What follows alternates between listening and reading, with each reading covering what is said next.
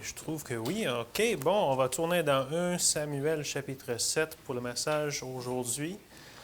Je ne vais pas prêcher 3 messages, mais je veux faire un résumé de 2 autres messages que j'ai prêchés dans 1 Samuel 4, 5 et 6. Juste un résumé bref, parce que le message qu'on va voir aujourd'hui, ça va englober tous les chapitres. Ça va être comme le summum de ces 4 chapitres qui donnent l'ensemble de l'histoire. Alors, on va faire ça bref, puis on va voir le message, la recette de la restauration. Pas de Arby's ou de Harvey's ou quoi, parce que quand tu traduis ça dans genre Google Translate, ça va dire « The recipe from the restaurant ». La restauration, fait qu'en anglais, on n'a pas le mot comme ça, fait que vous me comprenez quand je dis la recette de la restauration, ça parle de que Dieu il restaure. Mais en tout cas, le jeu de mots aujourd'hui, j'espère que ça va être un repas pour nos âmes quand même aujourd'hui. Mais pour faire le résumé, on ne va pas le lire, mais on va juste donner les points des messages pour donner le contexte d'où on est en ce moment, de le peuple d'Israël. Dans le chapitre 4, on voyait remplacer le réel par la représentation. Que dans la bataille contre les Philistins, ils prirent l'arche de l'Alliance, qui était la représentation de la présence de Dieu, et ils remplaçaient la vraie présence de Dieu. Le raisonnement de remplacement, c'était l'épreuve face à l'ennemi. Les Philistins, ils remplaçaient parce que, hey, on est dans l'épreuve, les difficultés, puis l'échec. Ils ont échoué, ils allaient à la bataille, puis je pense que c'était 3000 hommes qui sont morts à la bataille. Alors, ils disaient, OK, on a besoin de la présence de Dieu. Alors, ils remplaçaient la vraie présence par l'arche. On voyait le résultat du remplacement, une dépendance déplacée. Ils savaient que la victoire ou la défaite dépendait de la présence du Seigneur, mais ils confondaient le symbole de sa présence avec la certitude de sa présence. Puis il y avait une défaite définitive. Israël fait de l'arche une idole. Et Dieu traite souvent notre idolâtrie en nous retirant l'idole, même des bonnes choses. Israël pensait pouvoir ignorer le Dieu de l'arche et trouver de salut dans l'arche de Dieu, mais ça ne marchait pas. Puis la réponse du remplacement, une perte de focus. Il y avait le focus sur toute autre chose sauf Dieu. Et une perte de foi quand il dit « la gloire est partie ». La gloire de Dieu s'était effectivement retirée, mais pas parce que l'arche de Dieu avait été capturée, mais l'arche avait été capturée parce que la gloire s'était déjà retirée. On voyait le remplacement, puis il dit « elle va nous sauver ». On voyait à quel point ça ne marchait pas bien pour eux autres. L'arche était prise, puis la défaite, quand on remplaçait la présence réelle de Dieu par la représentation. Puis, dans ce temps-là, on voyait que l'arche était 7 mois dans le pays des Philistins. On voyait le message comment Dieu travaille quand tu ne peux pas voir. On voyait que ça peut être difficile de faire confiance à Dieu quand tu ne sais pas ce qu'il fait, surtout quand tu ne le vois pas. On voit les 3 œuvres de Dieu, que Dieu opère quand on ne peut pas voir, que Dieu se révèle aux perdus et à ses enfants. Dieu réprimande à ceux qui rejettent et il réprimande ceux qui rebellent, que les hommes, après que l'arche fut restaurée, ils regardaient dans l'arche, mais Dieu frappa les hommes de Beth-Shemesh parce qu'ils regardaient dans l'arche de l'Éternel. Ils ne faisaient pas confiance dans Dieu, même quand ils ne voyaient pas Dieu. Ils ne se confiaient pas dans Dieu, ils confiaient dans eux-mêmes, puis ils prenaient le contrôle. Mais le 3e point de ce message, comment Dieu travaille quand tu ne peux pas voir, c'était juste un point qu'on référençait qui est le message aujourd'hui. Dieu restaure. Et ça va avoir l'image, la vue, ça va être tous les chapitres qu'on vient de résumer, dès 1 Samuel 4 jusqu'à 1 Samuel 7, que Dieu restaure. Notre Dieu est un Dieu qui restaure.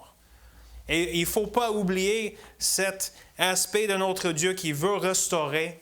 Il veut amener la réconciliation dans nos vies, surtout entre nous autres puis Dieu. Il nous réconcilie avec lui, il nous restaure. Et qu'est-ce que ça veut dire restaurer? Des fois, c'est bon, même si on connaît les mots, à mettre un sens à ces mots pour mettre la table, si on veut, à ce qu'on va voir. Parce que restaurer, ça veut dire remettre en bon état, réparer ou rétablir quelque chose dans son état initial. Moi, j'aime des fois trouver des chaînes YouTube qui font des restaurations. Des fois, j'ai vu, peut-être vous autres aussi, genre des couteaux qui sont tous rouillés, qui sont maganés, qui hey, ça ne va pas couper un cheveu. Mais il y a des gens qui restaurent des couteaux.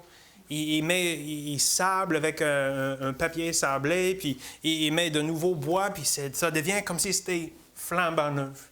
Ou des gens, je pense, le grand-père à ma femme a fait ça avec les chars, des vieux chars, genre des classiques. Il a restauré des chars, mais il a fait un peu de son style, un peu. Il aimait que ce soit bas, puis il coupe le toit, puis c'est comme un short car, puis il restaure, il prend quelque chose qui est tout magané, qui ne marche pas, qui valent rien, puis on restaure dans son état initial. Et ça, c'est ce que Dieu fait dans nos vies. Il restaure. Je vais donner un peu de contexte. On va lire beaucoup de passages, mais on veut mettre ça, le focus sur le Dieu qui restaure. Parce qu'on pourrait voir à travers l'Écriture à quel point les peuples d'Israël avaient besoin d'être restaurés, à quel point ils se sont éloignés de Dieu. Ils s'égaraient dans le péché encore, mais tout le temps, Dieu les restaurait. On va lire beaucoup de versets maintenant en Jérémie, juste pour mettre la table, pour donner le contexte de notre Dieu qui restaure. Jérémie 29, ça dit « Mais voici ce que dit l'Éternel. Dès que 70 ans seront écoulés pour Babylone, je me souviendrai de vous et j'accomplirai à votre égard ma bonne parole en vous ramenant dans ce lieu, car je connais les projets que j'ai formés sur vous. » Et ça, on connaît ce verset-là, Jérémie 29, 11. Mais c'est bon de voir des versets qu'on connaît dans leur contexte. « Je connais les projets que j'ai formés sur vous, dit l'Éternel, projets de paix et non de malheur, afin de vous donner un avenir et de l'espérance. Vous m'invoquerez et vous partirez, vous me prierez et je vous exaucerai. Vous me chercherez et vous me trouverez si vous me cherchez de tout votre cœur. Je me laisserai trouver par vous, dit l'Éternel, et je ramènerai vos captifs. Je vous rassemblerai de toutes les nations et de tous les lieux où je vous ai chassés, dit l'Éternel. Et je vous ramènerai dans le lieu d'où je vous ai fait aller en captivité. » On voit la restauration promise par Dieu, même avant la captivité. C'est bon, ça. Jérémie, chapitre 30, versets 10 à 17. « Et toi, mon serviteur Jacob, ne crains pas, dit l'Éternel, ne t'effraie pas, Israël, car je te délivrerai de la terre lointaine, je délivrerai ta postérité du pays où elle est captive. Jacob reviendra et jouira du repos et de la tranquillité. Et il n'y aura personne pour le troubler, car je suis avec toi, dit l'Éternel, pour te délivrer. J'exterminerai toutes les nations parmi lesquelles je t'ai dispersé. Mais toi, je ne t'exterminerai pas. Je te châtierai avec équité. Je ne puis pas te laisser impuni, ainsi par l'Éternel. Ta blessure est grave, ta plaie est douloureuse. Nul ne défend ta cause pour bander ta plaie. Tu n'as ni remède, ni moyen de guérison. Tous ceux qui t'aimaient t'oublient. Aucun ne prend souci de toi. Car je t'ai frappé comme frappe un ennemi. Je t'ai châtié avec violence à cause de la multitude de tes iniquités, du grand nombre de tes péchés. Pourquoi te plaindre de ta blessure, de la douleur que cause ton mal? C'est à cause de la multitude de tes iniquités, du grand nombre de tes péchés que je t'ai fait souffrir ces choses. Et c'est pas nice à entendre ça. Il parle de « Hey, je ne peux pas te laisser impuni. » Oui, c'est vrai, mais ce n'est pas la fin d'histoire. Cependant, tous ceux qui te dévorent seront dévorés. Et tous tes ennemis, tous, iront en captivité. Ceux qui te dépouillent seront dépouillés. Et j'abandonnerai au pillage tous ceux qui te pilent, mais je te guérirai. Je panserai tes plaies, dit l'Éternel, car il t'appelle la repoussée, cette Sion dont nul ne prend souci.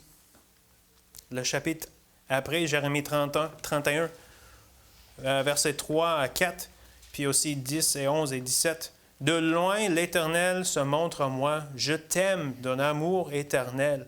C'est pourquoi je te conserve ma bonté, je te rétablirai encore et tu seras rétabli, Vierge d'Israël. » Verset 10. « Nations, écoutez la parole de l'Éternel et publiez-la dans les îles lointaines. Dites, celui qui a dispersé Israël le rassemblera, et il le gardera comme le berger garde son troupeau, car l'Éternel rachète Jacob.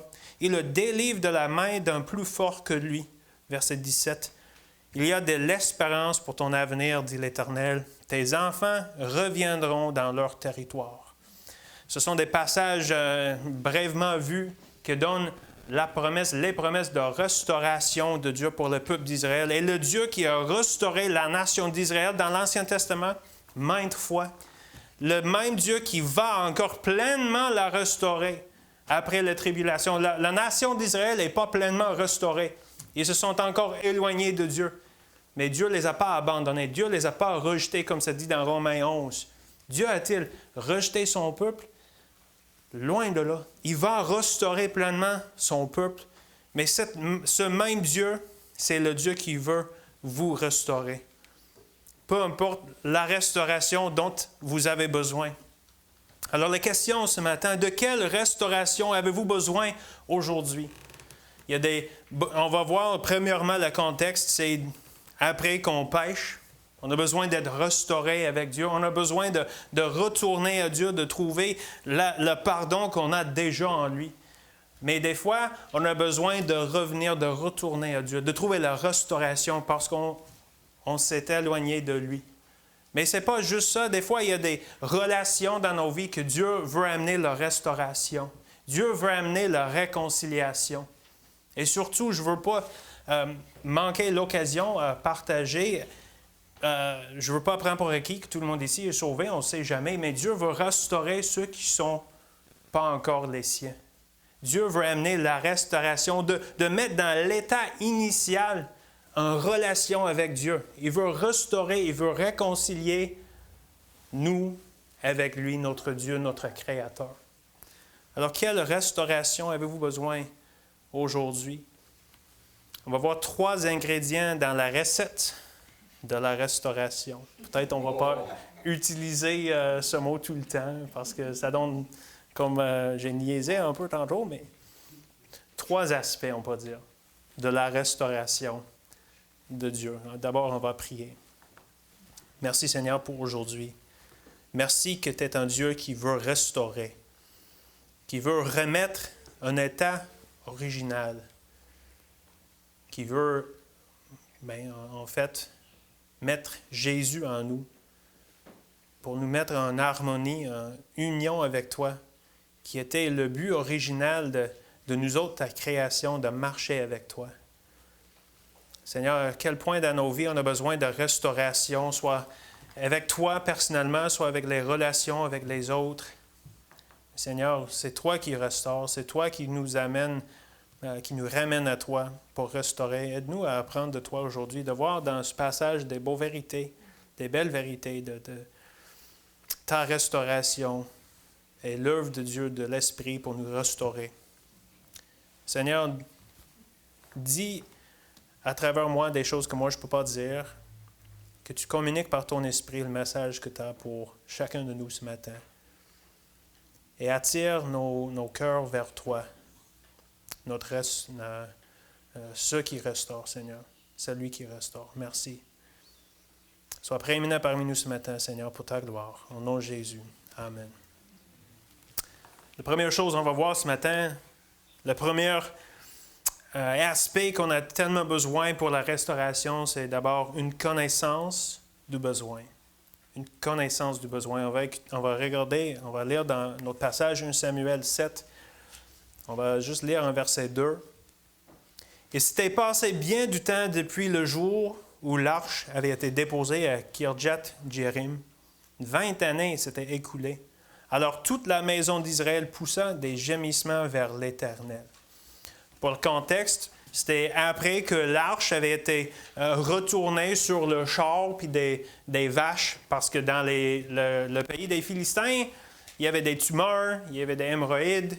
Ça ne marchait pas bien, mais il rejetait Dieu. Il dit, OK, on va juste renvoyer l'arche à Israël. Puis il renvoie, puis Beth-Shemesh, il reçoit l'arche, puis ils ont regardé dans l'arche. Dieu a frappé des hommes, ceux qui ont regardé dans l'arche, puis il dit, OK, on va appeler les gens de Kirjath-Jéarim pour venir chercher l'arche. On veut pas, on va donner à lui, parce que ça va pas bien. Il nous frappe parce que ils n'ont pas obéi, ils n'ont pas fait confiance en Dieu. Mais finalement, les gens de Kirjath-Jéarim, ils viennent, ils cherchent l'arche, puis il met dans la maison d'Abinadab, et ça reste là depuis 20 ans. 20 ans. C'était un long temps, ça. Mais finalement, Dieu a permis que les Israélites, ils se rendent compte à leur besoin de retourner à Dieu. Pour avoir la restauration, il faut avoir une connaissance du besoin. Et on voit ça ici dans le sens que ça dit, il poussa des gémissements vers l'Éternel. C'est le même mot, on peut dire lamenter. Dans le latin, c'est lamentari, qui veut dire honnêtement gémir. Fait que c'est bien traduit quand ça dit, il poussa des gémissements, mais c'est pas juste des plaintes, c'est pas juste des cris de douleur, c'est vraiment profond ce que ça veut dire ce mot-là. Ça implique une réponse émotionnelle profonde face à la perte ou au péché. Ce n'est pas simplement être triste. C'est une manifestation active de chagrin qui rend hommage à la gravité d'une perte. Le mot hébreu, c'est naha, et ça représente le deuil délibéré et audible qui s'élève lorsque le peuple de l'Alliance est confronté à la gravité du péché, du jugement ou de la perte.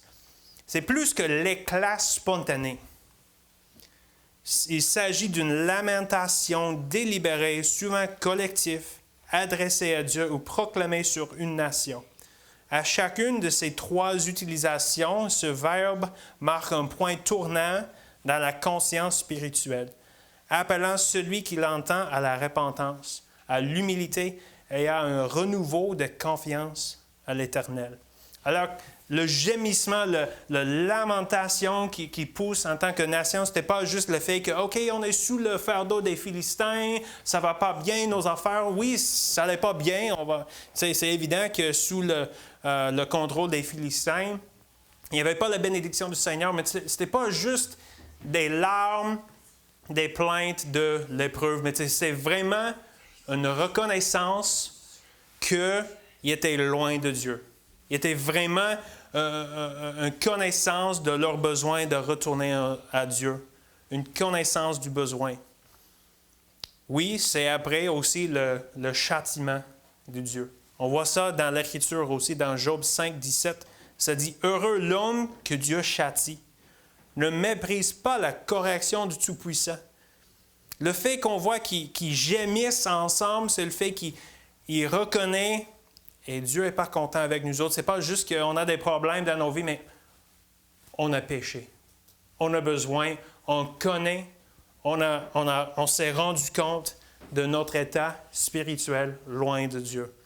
Et ça prend ça pour avoir la restauration. Il faut qu'on se rende compte de notre besoin. Et Dieu, dans sa grâce, permet des circonstances dans nos vies qui nous font connaître notre besoin de lui lorsqu'on est éloigné. Hébreux 12 parle de châtiment de Dieu. C'est pas le fun, ça. On n'aime pas ça. En tant qu'enfant, on n'aime pas d'être puni, d'être châtié ou quoi que ce soit, mais ça nous parle bien dans Hébreux 12, ça dit « Et vous avez oublié l'exhortation qui vous est adressée comme à des fils. Mon fils, ne méprise pas le châtiment du Seigneur et ne perds pas courage lorsqu'il te reprend, car le Seigneur châtie celui qu'il aime, et il frappe à la verge tous ceux qu'il reconnaît pour ses fils. Supporter le châtiment, c'est comme des fils que Dieu vous traite, car quel est le fils qu'un père ne châtie pas? Mais si vous êtes exempt du châtiment auquel tous ont peur, vous êtes donc des enfants illégitimes, et non des fils. D'ailleurs, puisque nos pères, selon la chair, nous ont châtiés et que nous les avons respectés, ne devons-nous pas, à bien plus forte raison, nous soumettre aux pères des esprits pour avoir la vie? Nos pères nous châtiaient pour peu de jours, comme ils le trouvaient bon, mais Dieu nous châtie pour notre bien, afin que nous participions à sa sainteté. Il est vrai que tout châtiment semble d'abord un sujet de tristesse et non de joie, mais il produit plus tard pour ceux qui ont été ainsi exercés un fruit paisible de justice. Est-ce que vous avez pris connaissance de votre besoin de restauration, quoi que ce soit dans votre vie? On a tous besoin, dans des moments ou un autre, d'être restaurés, de revenir à Dieu. Mais il faut qu'on prenne connaissance que Dieu nous fait reconnaître, hey, j'ai besoin de retourner à Dieu. Il y a quelque chose dans ma vie qui ne marche pas, il y a un péché dans ma vie ou quoi que ce soit, mais Dieu permet les circonstances, il permet le châtiment des fois pour qu'on tourne les regards à lui encore. Mais ce n'est pas le jour au lendemain.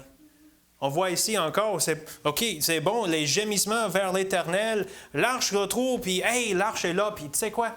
On a péché contre Dieu. En se confiant dans l'arche et pas dans Dieu. Dieu nous a retourné l'arche, OK, il faut retourner à Dieu. Non, ça a pris 20 ans. Hey, c'est long, ça. On dirait qu'il aurait dû retourner à Dieu plus tôt que ça. 20 ans. Et c'est quoi leur problème? Ils n'étaient pas sous l'esclavage du Philistin pendant tout ce temps-là. Ça a pris 20 ans pour réaliser « Ah, ça ne marche pas, nos affaires. Il me semble qu'on s'est éloigné de Dieu. Peut-être qu'on devrait y retourner à lui. » Mais on voit même dans ça, oui, des fois, ça prend du temps. Mais Dieu, dans sa patience, il nous attend. Dans sa miséricorde, il ne nous laisse pas réussir dans nos propres voies. Dans sa grâce, il envoie des situations difficiles pour nous pousser à lui. Dans sa fidélité, il nous guide vers lui et dans son amour, il nous accepte et reçoit lorsqu'on revient à lui. Qu'on accepte ses voies. Qu'on accepte la grâce de Dieu de nous envoyer des situations difficiles pour nous faire réaliser notre besoin de lui. Pour nous faire réaliser à quel point on s'est éloigné de lui. Est-ce qu'on voit les épreuves comme ça? La Bible nous parle souvent, dans Jacques 1, qu'on voit comme un sujet de joie complète les diverses épreuves auxquelles on peut être exposé. Merci. Est-ce qu'on voit ça comme, « Hey, gloire à Dieu, je subis l'épreuve. Gloire à Dieu, Dieu me châtie. Hey, gloire à Dieu, ça ne va pas bien mon affaire. » Personne ne dit ça de même. Mais on peut voir que c'est la grâce de Dieu que même après 20 ans, Dieu ne nous laisse pas réussir dans nos propres voies pour qu'on puisse prendre connaissance de notre besoin. On veut avoir la restauration. Encore, j'ai dit, quel que soit le besoin, d'être restauré avec Dieu après on pêche, d'être restauré avec les uns les autres, les réconciliations. Mais ça prend une connaissance de besoin. Ça me fait penser au fils prodigue. C'est vraiment, tu sais, moi j'aime des illustrations. C'est fun d'avoir des messages où est-ce que, hey, des illustrations, des histoires, mais quelle meilleure histoire que les histoires qui sont écrites dans la Bible. Dans Luc 15, ça nous parle vraiment d'une histoire de restauration, mais aussi d'une connaissance qui est faite. Lorsqu'il eut tout dépensé, une grande famine survint dans ce pays et il commença à se trouver dans le besoin. Alors, il retournait à son père et disait, « Bien, finalement, j'ai tout dépensé, j'ai plus rien, alors ça fait du sens à revenir à toi avant que ça vire mal. » C'est-tu ça qui s'est passé? Il était dans le besoin. Il alla se mettre au service d'un des habitants du pays, qui l'envoya dans ses champs garder les pourcereaux. Il aurait bien voulu se rassasier des carouges qui mangeaient les pourceaux, mais personne ne lui en donnait. Étant rentré en lui-même. Enfin, hein? Souvent, on dit ça de même. Mais Dieu, penses-tu qu'il dit « enfin » ? Où est-ce qu'il dit « c'est pour ça que je t'ai envoyé des situations de même, pour que tu rentres dans toi-même. C'est pour ça que je ne t'ai pas laissé réussir dans tes voies, parce que sans moi, tu n'as rien. Il faut que tu aies une connaissance du besoin d'être restauré. » Et comme le fils prodigue étant rentré en lui-même, il dit « Combien d'ouvriers chez mon père ont du pain en abondance, et moi ici, je meurs de faim. Je me lèverai, j'irai vers mon père, et je lui dirai, « Mon père, j'ai péché contre le ciel et contre toi. » Qu'est-ce que Dieu permet dans ta vie pour te faire connaître ton besoin de lui?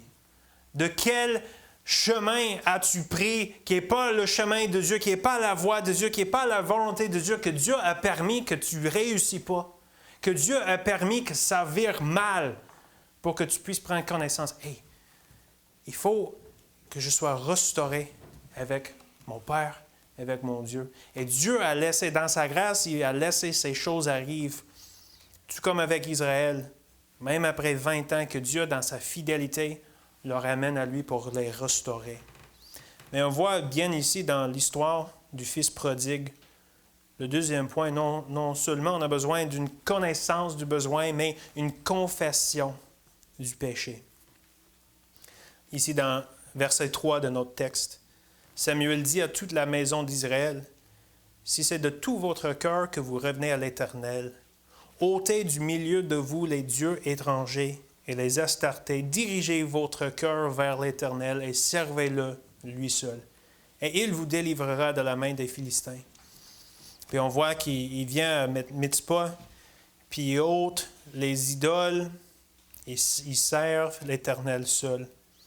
Verset 6. Ils puisèrent de l'eau et la répandirent devant l'Éternel. Et ils jeûnèrent ce jour-là en disant, « Nous avons péché contre l'Éternel. » Est-ce qu'on arrive à ce point-là? Qu'on verse notre âme devant le Seigneur, c'est ça la signification de puisèrent de l'eau et le répandirent devant l'Éternel. C'est le sens qu'on est défaite devant l'Éternel. On ne l'excuse pas, on ne défend pas, on ne justifie pas. Seigneur, on a péché. On sait bien le mot confesser, ce que ça veut dire. Admettre, reconnaître, avouer. Le mot grec qu'on connaît bien, homolego, qui vient de homos, même, et lego, parler, ça veut dire la même chose. On dit ça souvent, mais vraiment, ça veut dire littéralement un accord avec la déclaration d'autrui. Tout comme ça dit dans Romains 3, 4, que Dieu soit reconnu véritable et tout homme menteur.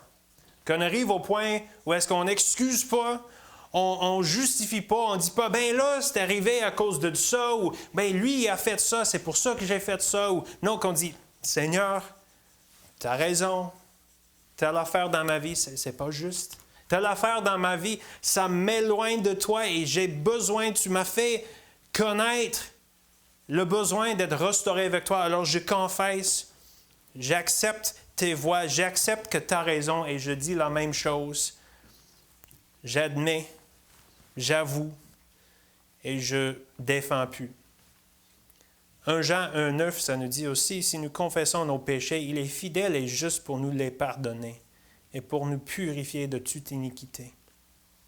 Comme dans Psaume 51, verset 5, comme David il a dit, « Car je reconnais mes transgressions. » Est-ce qu'on va reconnaître?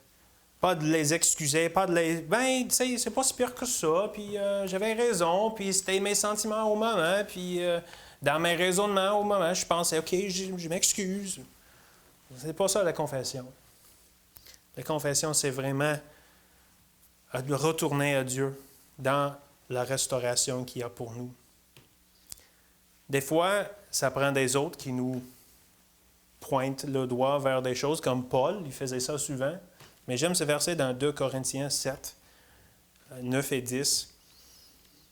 Le contexte de tout ça, c'est après 1 Corinthiens, sûrement, 2 Corinthiens, après 1 Corinthiens. Mais dans 1 Corinthiens, Paul, comme on dirait bien en anglais, « he let them have it ». Il ne mangeait pas ses mots, il n'allait pas par 4 chemins. Il disait, « Hey, vous autres, là, ça va pas bien votre affaire, les Corinthiens. » Puis, dans les versets juste avant ça, Paul, en fait, il dit, « Je n'étais pas sûr à quel point tu aurais recevoir mes paroles. Moi, j'avais peur que j'étais trop dur avec vous autres. » Puis il dit ici dans verset 9 de 2 Corinthiens 7, « Je me réjouis à cette heure, non pas de ce que vous avez été attristés, mais de ce que votre tristesse vous a porté à la repentance. Car vous avez été attristés selon Dieu, afin de ne recevoir de notre part aucun dommage. » Le verset, je pense que c'est verset 8 ou 7 avant ça, il dit, « Je me repentais d'avoir utilisé ces mots-là pour vous reprendre. Mais finalement, en voyant que cette tristesse vous a apporté à la repentance, non, je ne repens pas, je rends gloire à Dieu que votre tristesse, selon Dieu, vous a amené à la repentance. Il dit en effet, la tristesse selon Dieu produit une repentance à salut dont on ne se répand jamais, tandis que la tristesse du monde produit la mort. J'aime ces versets dans Michée 6. Je veux lire ces versets et donner les deux sortes de tristesse que je vois dans ce passage-là, qui, je pense, nous donne l'idée de confession aussi dans nos vies. Michée 6, versets 6 et 7.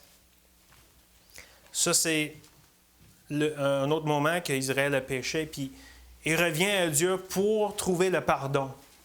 Mais les questions qu'il demande ne sont pas nécessairement les bonnes. Parce qu'il dit, avec quoi me présenterai-je devant l'Éternel? Pour m'humilier devant le Dieu très haut. Me présenterai-je avec des holocaustes, avec des veaux d'un an? L'Éternel agréera-t-il des milliers de béliers, des myriades de torrents d'huile? Donnerai-je pour mes transgressions mon premier-né, pour le péché de mon âme, le fruit de mes entrailles? Il dit, comment est-ce que je peux être restauré avec mon Dieu? Est-ce qu'il faut que je fasse des choses? Est-ce qu'il faut que je sacrifie mon enfant? La tristesse du monde. Comment ça disait? La tristesse du monde produit la mort. C'est bon d'être attristé, d'avoir le deuil, d'avoir, je pense le mot c'est chagrin, d'être attristé à cause de nos péchés. Mais est-ce qu'on va tourner vers Dieu? Ou est-ce qu'on va tourner vers nous-mêmes pour essayer de se débarrasser du péché en nous-mêmes? Verset 8 de Michée 6. On t'a fait connaître, ô homme, ce qui est bien. Et ce que l'Éternel demande de toi, c'est que tu pratiques la justice, que tu aimes la miséricorde et que tu marches humblement avec ton Dieu. Ça, c'est être en accord avec Dieu. Dieu, je viens devant toi. J'ai rien à me défendre, à me justifier. Je vais pratiquer la justice. Je vais dire la même chose que ce que je faisais n'était pas juste.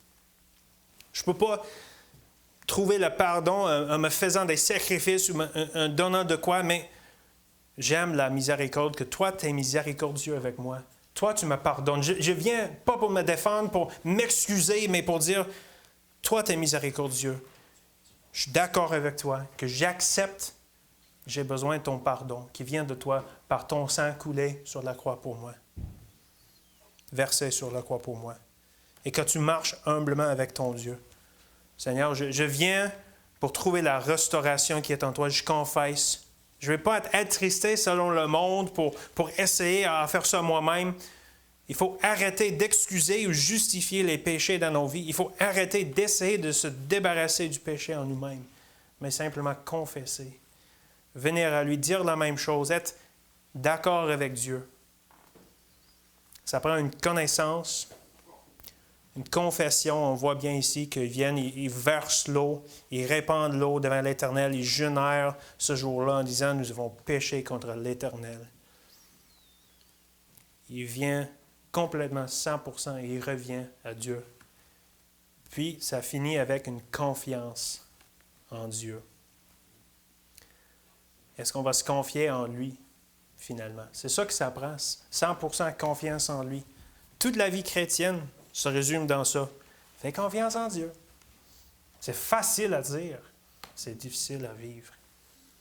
Mais je pense que Dieu permet les souffrances. Il permet des choses qui nous font rendre compte qu'on a besoin de lui.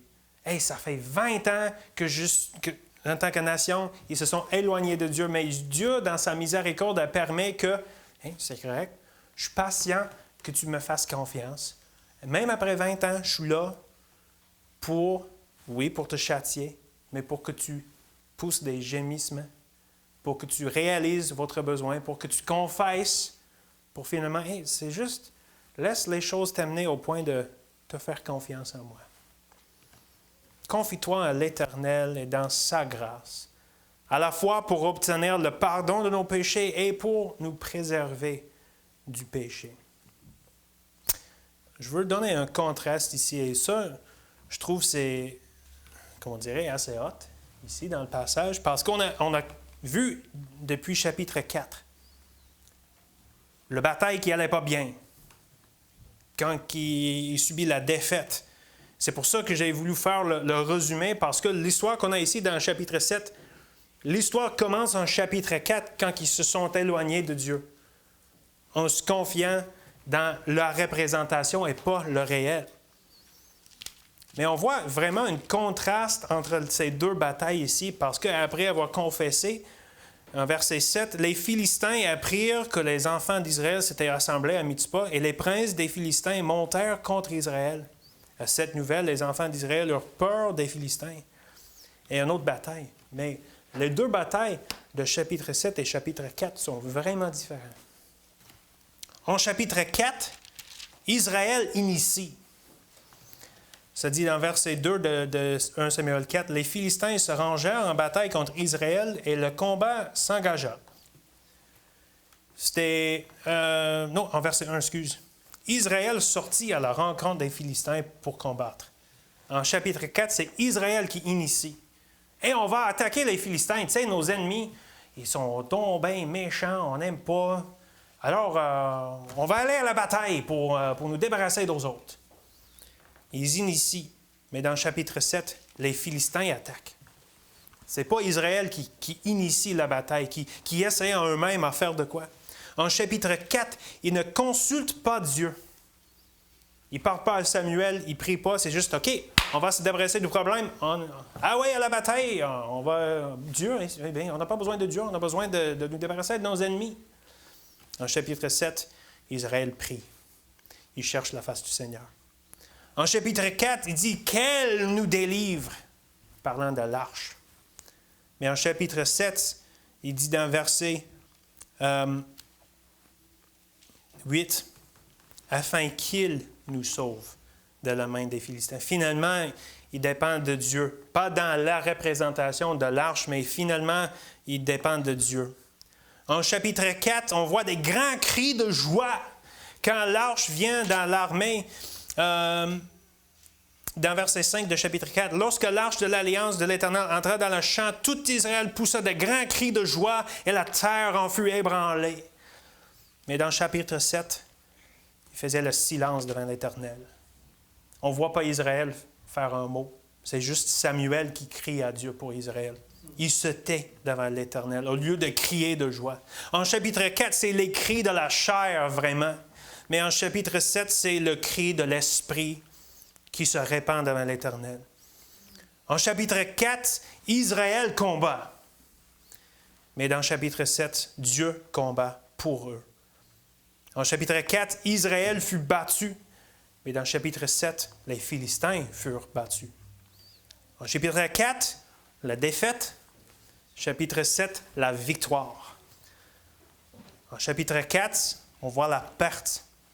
L'arche est prise. Il perd. Mais dans le chapitre 7, on voit la restauration. Je veux demander quelque chose. D'où vient Goliath? De Gath. Fait que c'est un pays des Philistins, ça, oui? Oui. Verset 14. Les villes que les Philistins avaient prises sur Israël retournèrent à Israël depuis Écron jusqu'à Gath. Moi, je trouve ça intéressant. Puis, je trouve, il y a un message là-dessus, là. C'était-tu un livre Surrendered Ground? Je pense que Maxime à lire. Reclaiming Surrendered Ground, je pense. Gath, c'est-tu un endroit d'ennemi ou d'Israël? Puis je pense, à travers l'Écriture, on voit que c'est dans les mains des Philistins, c'est Israël, c'est les Philistins, c'est Israël. Je pense que c'est quelque chose à étudier sur Gath. Je trouve ça intéressant. Mais on voit ici dans le chapitre 7 la restauration. Les villes sont restaurées à Israël. En chapitre 4, puis là, on va terminer ici, mais c'est vraiment ça, c'est la chose à ne pas manquer du message ici. Alors, écoutez-vous bien. Chapitre 4.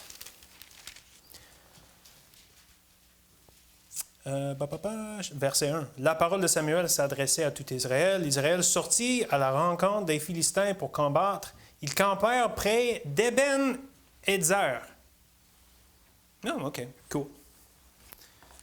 Chapitre 7. verset 12. Samuel prit une pierre qu'il plaça entre Mitzpah et Shen, et il l'appela du nom d'Eben Edzer. Fait que les deux batailles se placent dans le même endroit. Eben Edzer. Mais le nom d'Eben Edzer est nommé après la deuxième bataille. Mais pourquoi, il y a 20 ans, quand Israël subit la défaite, c'est appelé Eben Edzer? Ah ben là, parce que le gars qui a écrit après tous les événements se sont passés. OK, oui. Mais pourquoi il nomme Eben Edzer dans la défaite? Là, je vais laisser vous penser, mais on va arriver à se penser bientôt. Mais Eben Edzer, ça veut dire la pierre de secours. Jusqu'ici, l'Éternel nous a secourus. Puis on veut arrêter ici sur le mot jusqu'ici parce que le mot, c'est vraiment significatif. Le mot est profond, jusqu'ici. Cela symbolise la continuité ou la culmination d'événements menant à un tournant précis. Cela reconnaît le soutien et l'intervention constante de Dieu dans la vie de son peuple. C'est un témoignage de la fidélité et de la providence de Dieu. L'emploi du terme « jusqu'ici » dans les Écritures a une profonde signification théologique. Il rappelle la nature immuable de Dieu et son engagement ferme envers son peuple. Ce terme résume l'idée de continuité divine où la fidélité passée garantit, où est-ce que la fidélité passée garantit l'espoir futur. Il souligne également l'importance de reconnaître la main de Dieu dans le parcours de la vie, encourageant les croyants à faire confiance à son œuvre et à sa présence continuelle. Il appelle les croyants à se souvenir et à célébrer les actes passés de Dieu, tout en regardant vers l'avenir avec confiance, dans l'attente de ses promesses futures. Alors il dit, jusqu'ici, tout ce qui s'est passé jusque maintenant était par la main de Dieu. Puis, en voyant tout ce que Dieu a fait, on peut avoir la confiance qu'il va continuer à le faire. C'est un mot de foi, c'est un mot vraiment de confiance. Puis c'est ça que la restauration, une connaissance, une confession, une confiance en Dieu, que jusqu'ici, Dieu était là tout le temps. Mais je veux lire des versets dans ce pensée-là depuis 1 Samuel 4. Parce que des fois, on ne pense pas, oui, jusqu'ici, bien, les souffrances que j'ai subies jusqu'ici, les épreuves, les pertes que j'ai subies jusqu'ici, c'était Dieu. Ouais. Les Philistins, 1 Samuel 4, 10 et 11. Les Philistins livrèrent bataille et Israël fut battu. Chacun s'enfuit dans sa tente. La défaite fut très grande et il tomba d'Israël 30 000 hommes de pied. L'arche de Dieu fut prise et les deux fils d'Éli, Ophni et Phiné, moururent. Jusqu'ici, l'Éternel. 1 Samuel 4, 22. Elle dit, « La gloire est bannie d'Israël, car l'arche de Dieu est prise. » Jusqu'ici, l'Éternel. 1 Samuel 5, 1. Les Philistins prirent l'arche de Dieu et ils la transportèrent d'Eben-Edzer à Asdod.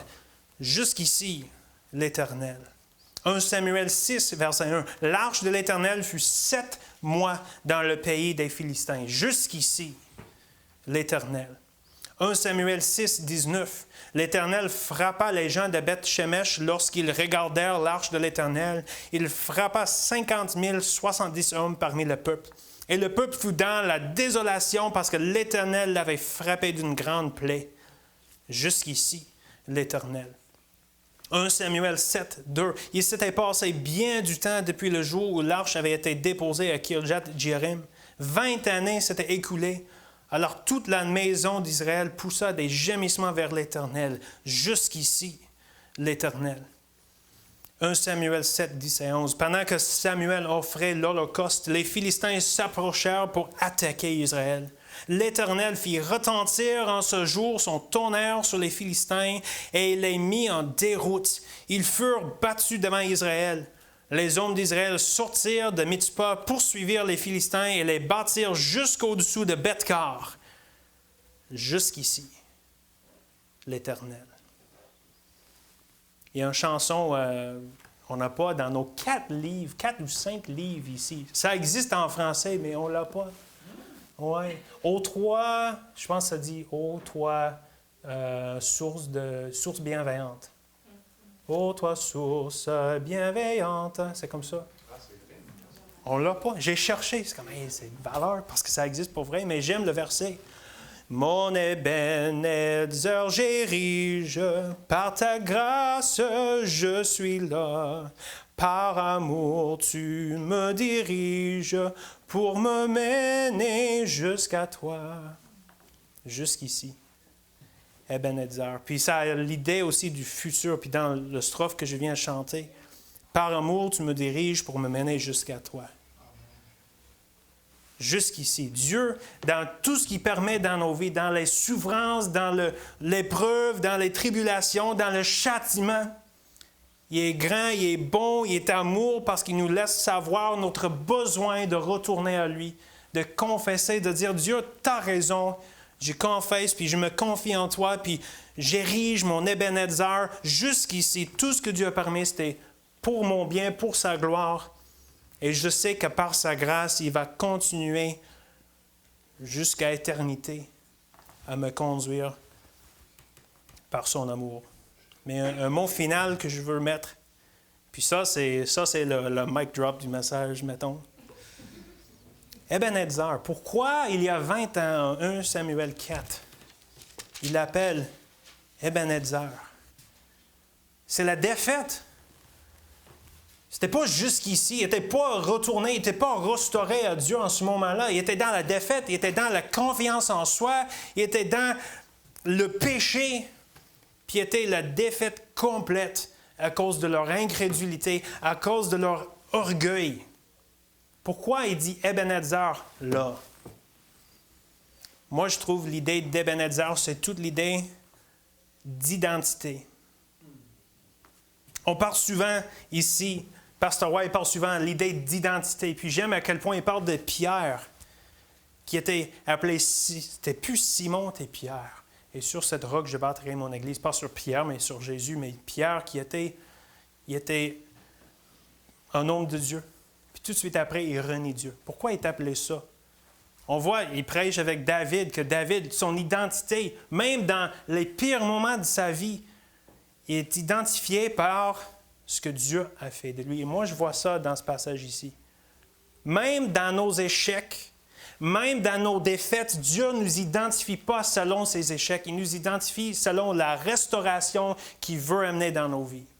Il nous identifie par Ebenezer que jusqu'ici, même dans les moments que, hey, je m'arrache bien raide, ou ça ne va pas bien, ou quoi que ce soit que ça arrive, Dieu, il dit, ben non, toi, érige ton Ebenezer parce que jusqu'ici, moi, je suis là, je suis avec toi. Puis oui, c'est vrai, mais savez-vous quoi? C'est moment de même que ça ne va pas bien, c'est exactement ça que Dieu permet pour vous faire rendre compte que, hey, il faut que j'aie la restauration. Mais Dieu a permis ça pour que je puisse voir mon besoin, pour que je puisse confesser et faire confiance à Dieu pour jusqu'ici, mon Ebenezer. Et Dieu nous identifie par ce que lui il veut faire de nous.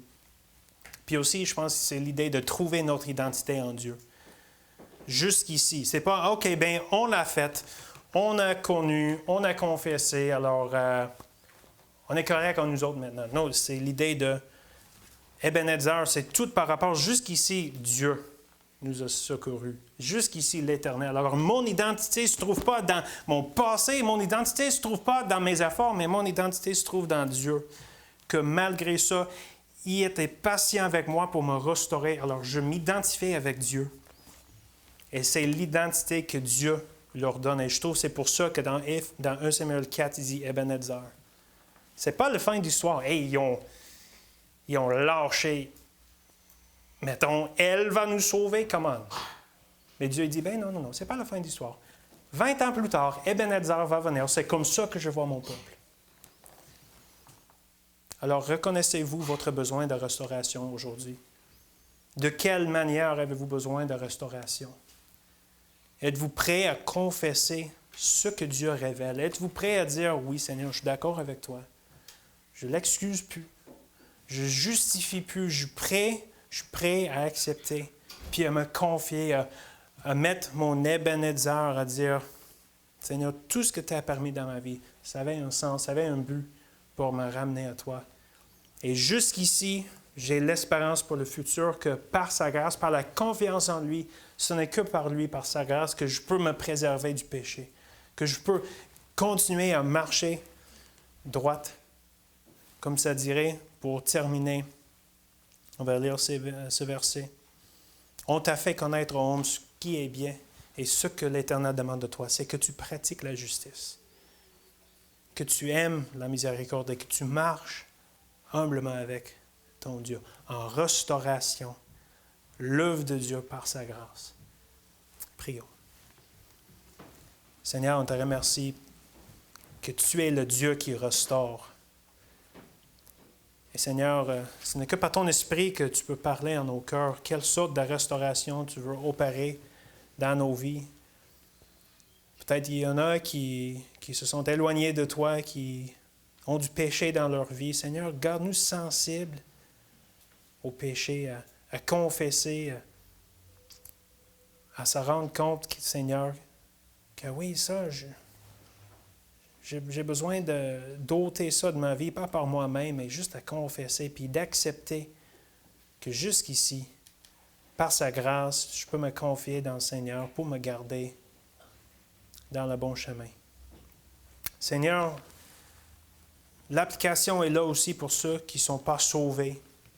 Que Seigneur, tu permets qui sont misérables, tu permets que ça ne va pas bien pour qu'ils puissent prendre connaissance de leurs besoins, qu'ils puissent confesser et faire confiance en toi pour restaurer le but original d'humanité de marcher avec toi, en relation avec toi. S'il y en a ici, Seigneur, qui n'est pas sauvé, qui ne te connaissent pas comme Seigneur et Sauveur, Seigneur, que tu les ramènes à toi, à puiser l'eau et à répandre devant toi, de verser l'âme devant toi, à dire, Seigneur, je t'accepte. Je confesse que en dehors de toi, il n'y a pas de salut. Et je me confie en toi pour trouver la restauration, la réconciliation. On te supplie, comme si Dieu te suppliait par nous, soyez réconciliés avec Dieu. Opère les délivrances, Seigneur, même dans nos relations. Peut-être que ce n'est pas nous autres qui avons besoin d'être restaurés, peut-être que c'est nous autres qui attendons les autres, qu'on les confie entre tes mains, Seigneur, pour que toi, tu permets, comme le Fils prodigue, qu'ils rentrent à eux-mêmes, puis qu'on attend comme le Père. On n'a rien à faire que te prier, te faire confiance, à opérer ta restauration dans la vie de nos amis, de nos bien-aimés, Seigneur. Opère cette délivrance pour qu'on puisse dire jusqu'ici, l'Éternel. Guide-nous, Seigneur, dans le temps de réponse de prière et que tu reçois toute la gloire. Au nom de Jésus. Amen.